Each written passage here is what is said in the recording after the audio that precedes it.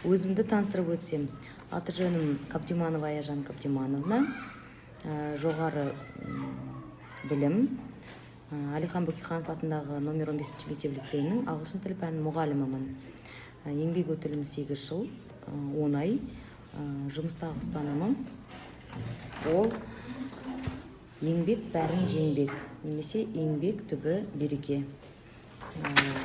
Келесі сұрақтарға кезек берсек, неліктен мұғалім болуға шешім қабылдадыңыз?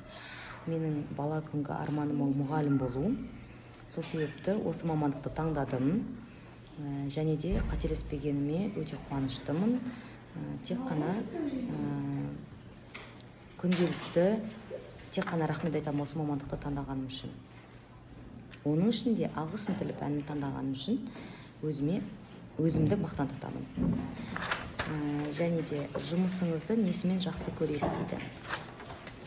Мен жұмысымды ең ыңғайлы ортам болған үшін жақсы көремін. Және де өзім кішкентай кезімнен байқайтынмын, яғни барлығын қаратып сөйлегенді жақсы көремін, ортаны алғанды жақсы көремін. Сол себепті де өзімнің мамандығым өзіме өте ыңғайлы. Қазіргі балалар сіздің ұрпағыңыздан несімен ерекшеленеді? Қазіргі балалар смартфон заманының балалары деп айтсам болады. Олар өте зерек, өте жеңіл түрде қабылдайды барлығын, тез әрі шапшаң түрде қабылдайды. Сол себепті балалармен бірге бізде өсуіміз керек деп ойлаймын. Жаңашылдықтан қорықпау керек, және де жастарға сену керек. Мұғалімнің жұмысындағы ең қиын нәрсе не деп ойлайсыз?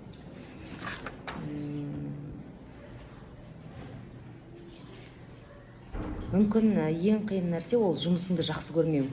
Себебі кез келген нәрсені махаббатпен, өзіңнің ынтаңмен, өзіңнің сүйіспеншілігіңмен барлық өзіңді салып жасайтын болсаң, кез келген нәрсе қиын болмайды деп ойлаймын.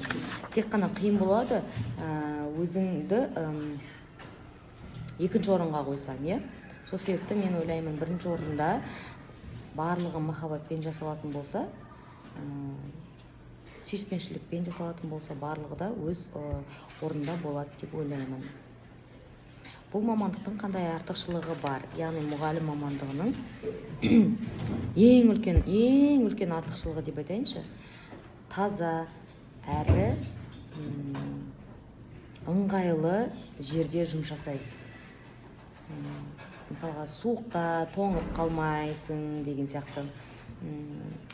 Далада, мысалға, күн ұзақ далада жүрмейсің. Сол себепті ең бір ыңғайлысы сол жағынан деп ойлаймын өзім.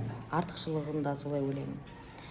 Сіздің ойыңызша идеал мұғалім қандай болу керек? Идеальный мұғалім болуға тырыспау керек деп ойлаймын. Себебі идеальный ешкім жоқ.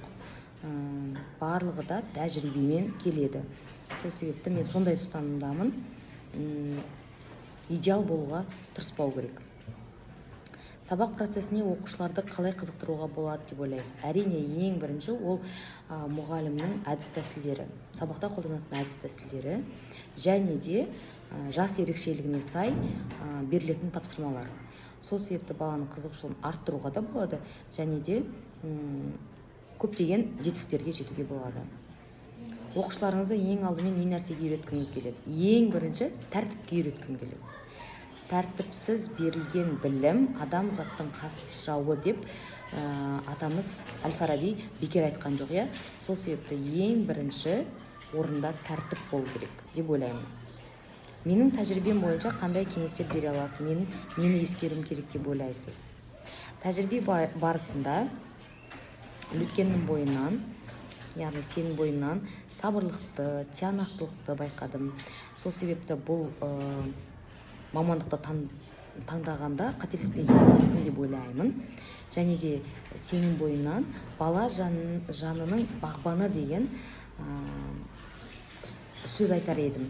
Яғни баланың жанын түсінетін, керек кезде қолдау білдіре алатын, дұрыс бағыт бере алатын деген сияқты.